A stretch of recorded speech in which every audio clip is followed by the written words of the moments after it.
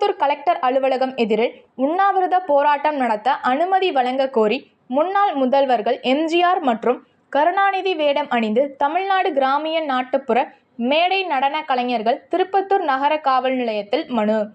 திருப்பத்தூர் நகர காவல் நிலையத்தில் தமிழ்நாடு கிராமிய நாட்டுப்புற மேடை நடன கலைஞர்கள் மற்றும் திருநங்கை மாற்றுத்திறனாளி அனைத்து கலைஞர்கள் நல சங்கம் சார்பில் முன்னாள் முதல்வர்களான எம்ஜிஆர் மற்றும் கருணாநிதி ஆகியோரின் வேடமணிந்து திருப்பத்தூர் நகர காவல் நிலையத்தில் மனு அளித்தனர்.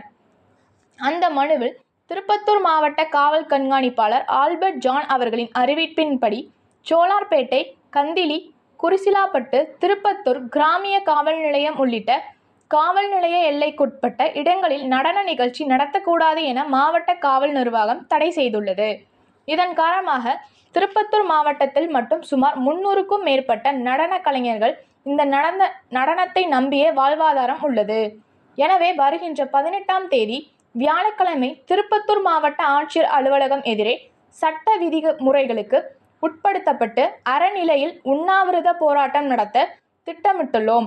ஆகையால் உண்ணாவிரத போராட்டத்திற்கு அனுமதி வழங்கி பாதுகாப்பு வழங்குமாறு அந்த மனுவில் தெரிவிக்கப்பட்டுள்ளது.